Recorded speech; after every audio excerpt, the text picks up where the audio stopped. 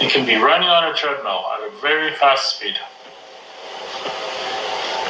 and make yourself extremely hard. You just keep sprinting and sprinting, and you gas out, and then you start walking, and you go back to your sprint. Someone else who's not even breaking a sweat can jump in a car, start it up, and drive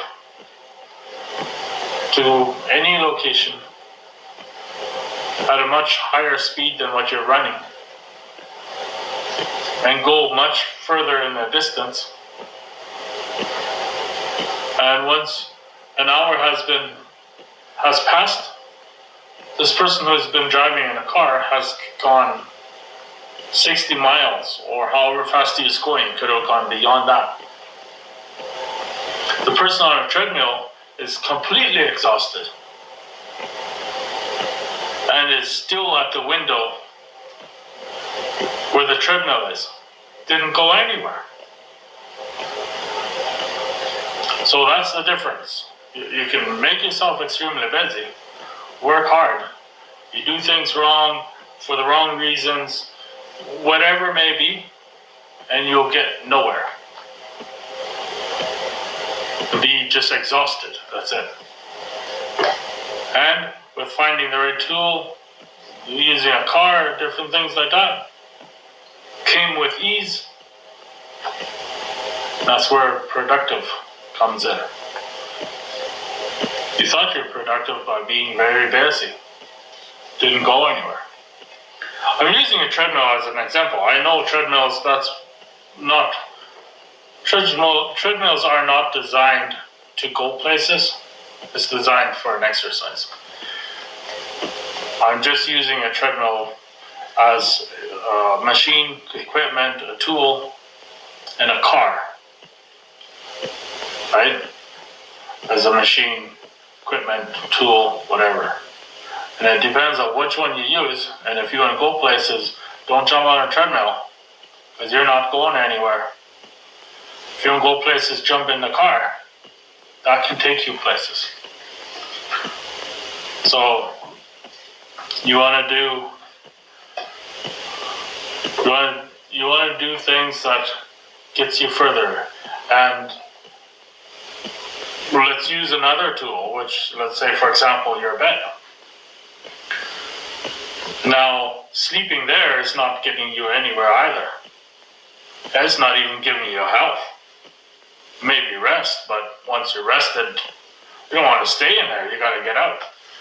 But if you stay there, you're not achieving anything. On a treadmill, at least you get an exercise. That's pretty much it. In a car, well, then you're going places. So be clear on all those things. Also learn as quick as you can. And if you can't learn, let's say you just don't know, well, after a few days in bed, then you realize, okay, this is not working.